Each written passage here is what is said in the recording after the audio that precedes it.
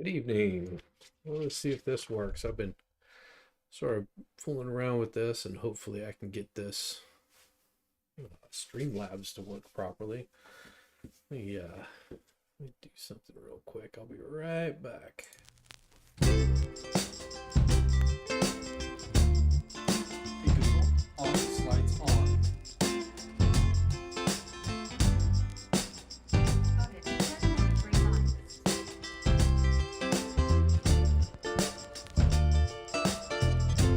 All right. Hopefully that's a little better. It's a little more mood. It wasn't where it isn't so damn bright. Oh, there we go. I think that looks a little better. Jack it off here. Oh man. So, don't know how many of you were with me earlier and was able to see the short little uh, conference that the judge called with Carrie Lake and Katie Hobbs, trying to get some, information, set some hearing dates. If you haven't checked that out, you know, check the links below. There's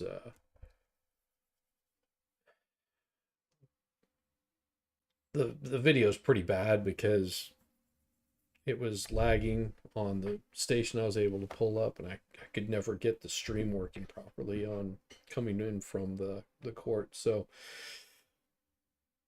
I did the best I could with what I had, and it just sort of came popping up out of nowhere. That little bit, and I was like, well, if it's if it's not showing properly, I did the best I could with it. So I apologize if I felt like you had your time wasted on that, but that's sort of the way that it goes. So in case you hadn't seen the news, looks like the former CEO um, for FTX, Sam Bankman-Fried, was arrested. Let's see if it's going to show my browser window here. It's not going to show it.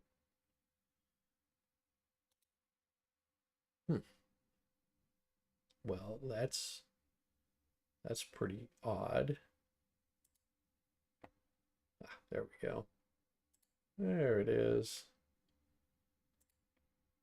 There it is. So he was arrested in the Bahamas, and I don't know if I want to do the 4-minute listen. I can probably figure out what was going on without that. Let's see what we got here. So there we go. Look at that. Prosecutors say former CEO of cryptocurrency giant, I don't know if they were a giant, but they were there. Sam Bankman-Fried defrauded investors and consumers or customers for years to the tune of billions of dollars.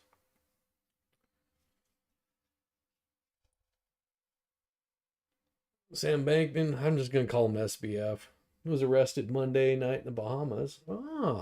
On extradition request from American authorities. He unpacks the charges. Wall Street Journal.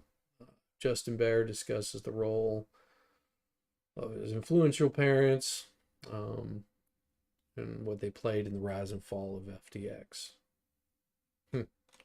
Well, let's see what else we got here. No. Well, we already know this. FTX committed old-fashioned embezzlement. So here's the hearing. I wonder, I hadn't seen this, so maybe it'll give us a little more information here. We'll give it a try. I truly appreciate your interest in this matter, and I hope my testimony can be helpful to you as the committee continues its inquiry. into the collapse of FTX and the efforts that are underway to help those who've been harmed. I accepted the position of Chief Executive Officer of FTX in the early morning hours of November 11. Immediately it became clear to me that Chapter 11 was the best course available to preserve any remaining value of FTX. Therefore, my first act as CEO was to authorize the Chapter 11 filings. I've implemented a 5-part bankruptcy plan, which is detailed in my written statement. If you haven't seen that 5-part bankruptcy plan, it's pretty impressive. I'll pull up that indictment a little bit later.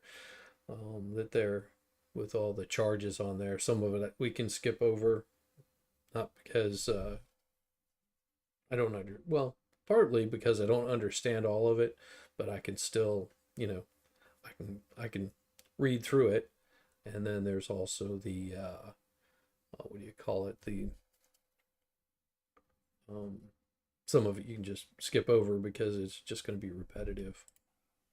Our overarching objective is to maximize value for FTX customers and creditors so that we can mitigate to the greatest extent possible the harm suffered by so many. The FTX Group's collapse appears to stem from absolute concentration of control in the hands of a small group of grossly inexperienced and unsophisticated individuals. Yeah. Failed to implement virtually any of the systems or controls that are necessary for a company entrusted with other people's money or assets. Some of the unacceptable management practices identified so far include the use of computer infrastructure that gave that was some of the minor stuff. Individuals in senior management access to systems that stored customer assets. I don't know if they're going to go into it, but he was using customer assets to fund people that he shouldn't have been funding. Basically, imagine you're putting your money into a bank, which is, what you normally do, but not just the bank, you're putting it into a safety deposit box. And that bank decides they're going to open up your safety deposit box, pull what's in there, sell it, and use it as collateral to fund whatever projects they decide to fund. That's basically what he was doing. Without security controls to prevent them from redirecting those assets. The storing of certain private keys to access hundreds of millions of dollars in crypto assets without effective security controls or encryption. The ability of Alameda to borrow funds held at FTX.com to be utilized for its own trading or investments without any effective limits whatsoever. The commingling of assets, the lack of complete documentation for transactions involving nearly 500 separate investments made with FTX Group funds and assets. And the amount of people that are named in this lawsuit is unreal. I mean, it is just a list after list after parent company after another little company that's coming up behind. I mean, it goes on. I read that and it's just the way that they were shuffling funds around through different asset portfolios is insane. In the absence of audited or reliable financial statements, the lack of personnel in financial and risk management functions, and the absence of independent governance throughout the FTX Group. A fundamental challenge we face is that we're in many respects starting from near zero in terms of the corporate infrastructure and record keeping that one would expect in a multi-billion-dollar corporation. Still, in just over 4 weeks, we've instituted meaningful steps to gain command and control, and every week we gain a better understanding of what occurred and the path forward, all of which will be shared with interested parties and affected parties throughout the Chapter 11 processes. The scope of our investigation is truly enormous. It involves detailed tracing of money flows and asset transfers from the time of FTX's founding and complex technological efforts to identify and trace crypto assets. We are in the process of collecting and reviewing dozens of terabytes of documents and data, including billions of individual transactions. We're leveraging sophisticated technology and expertise to identify and trace additional transactions and assets. While many things are unknown at this stage, we're at a very preliminary stage, many questions remain. We know the following. First, customer assets at FTX.com were commingled with assets from the Alameda trading platform. And that wasn't all. It wasn't just Alameda. They were commingling assets everywhere. They were commingling assets with Voyager, with Celsius, Three Arrows Capital, Luna. I mean, it just goes on and on, the amount of transactions that they were doing with all of these people. And don't be surprised if you're one of those crypto bros, like Bitcoin's everything. Hey, nothing wrong with that. That's your thing. But I will tell you that the reason why you saw a major dump in everything is because they were trying to secure all those assets that normally would have been able to be sold if somebody wanted to sell them or traded or bought or whatever. But that was really bad commingling. That much is clear. Second, Alameda used client funds to engage in margin trading, which exposed customer funds to massive losses. Yeah, you think? Third, the FTX group went on a spending binge in 2021 and 2022, during which $5 billion was spent on a myriad of businesses and investments, many of which may only be worth a fraction of what was paid for them. Fourth, loans and other payments were made to insiders in excess of $1.5 billion. Fifth, Alameda's business model as a market maker required funds to be deployed to various third-party exchanges, which were inherently unsafe. Yes. Further exacerbated by the limited protections offered in certain of those foreign jurisdictions. I know that resolution of the Chapter 11 process, as well as the investigation into the cause of the FTX Group's collapse, are of keen interest to this committee and to your constituents. Although, there are many who need and deserve answers. There's customers, there's creditors, there's investors, counterparties, employees. There wasn't too many employees. There wasn't as many as you think as far as employees go. I mean, there were quite a few, just not as many as you think. There was some of the employees were the same employees working for FTX that were working for Alameda that were working for other companies. And regulators. We're positioning ourselves to provide each of these constituents with answers that they deserve. Although a bankruptcy proceeding of this unprecedented nature will take some time to run its course, I'm committed to working as quickly as possible to investigate what happened, formulate conclusions, and hopefully inform the committee's work here. I should note that my ability to comment on certain of the matters today will be inherently limited by the state of FTX's records, ongoing bankruptcy proceedings, and of course the numerous ongoing investigations by the U.S. law enforcement regulators. I look forward to answering your questions to the best of my ability. Thank you again for allowing me to present in front of this committee. Thank you. Pretty interesting, huh? Pretty interesting. Hey there, Scott. That's right. We saw a wave of charges. So John J. Ray, he's the new company's CEO, and the sole witness. He told the lawmakers just pretty much whatever you had just seen in that video. Of course, they filed Chapter 11 bankruptcy last month. They transferred billions, and it's pretty much just going through everything that Ray J had to say.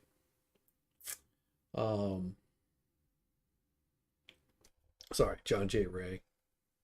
My bad. Maybe I'll pull up what questions that he had to go through.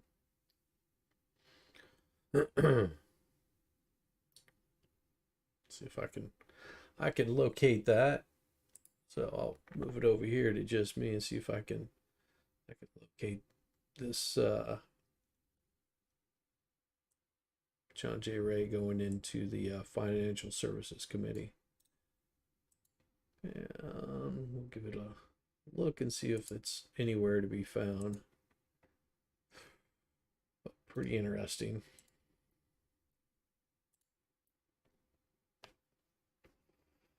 Looks like Oh, that's Yahoo Finance. I don't want to see that. It's highlights. They always have to have it on highlights and crap like that.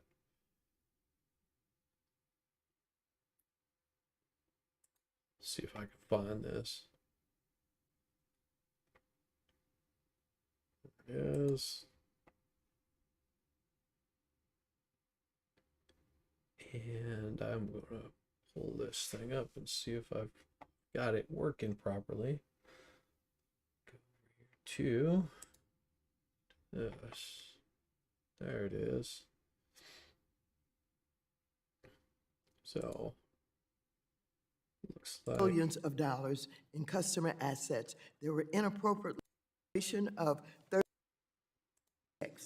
I am hopeful that the arrest of Mr. yeah, we'll come back to this here in a little bit. Let's pull up a little bit of this one of the live updates here. So it says, according to Lauren Duval and Karen Schnell, I hope I said that right, might be Chanel.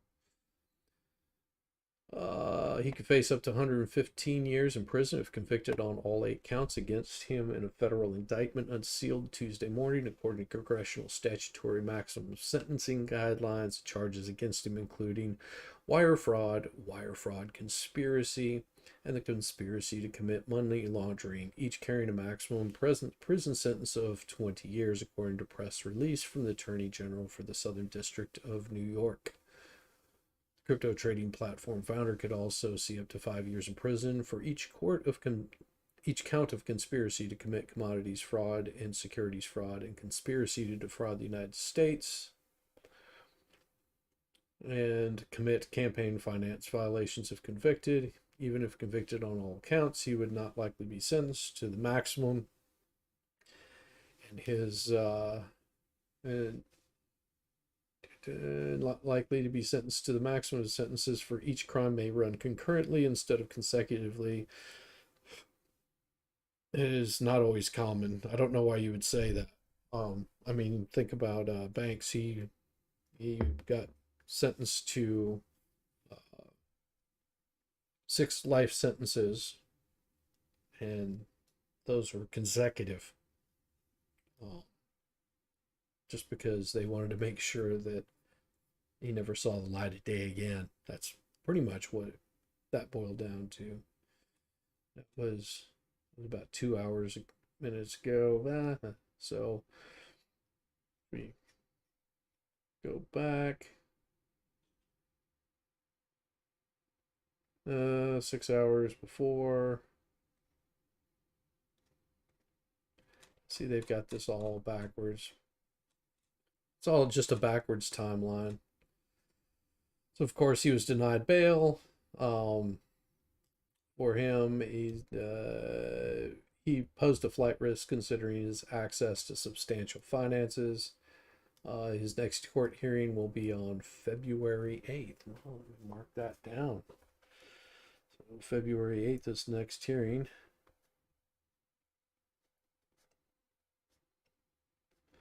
I'll cover that if people are interested. Be really great. Maybe we'll learn a little bit more about this crooked bastard. See what his excuse is going to be. His family and attorneys, blah blah. He's willing to pay a $250,000 cash bail and will not object to bail conditions. Chief Magistrate of the Commonwealth is considering his bail hearing. His passport was turned over to the police upon his arrest. Okay. He has long suffered from insomnia. It looks like I'm gonna basically put this on hold, and I'm gonna come back and restream this. So if you're watching this, just know that I'm gonna restart the stream. I have some personal business that has to be taken care of. I really apologize for that. So if you jumped in here, just know that I will be back. I've just got to go and take care of some personal things. I just received a text that, you know, I need to go handle something. So what I'm going to do is I'm going to say goodnight, but I will be back on probably in about an hour and a half. So I hopefully I won't stream too long tonight, but I'm going to try to get through the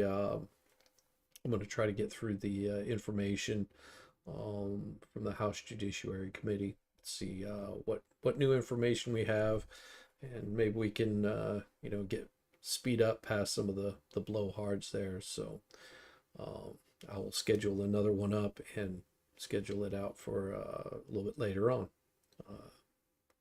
If you see this, hit like, subscribe, join me on the upcoming channel. I'll set that up here shortly. But peace.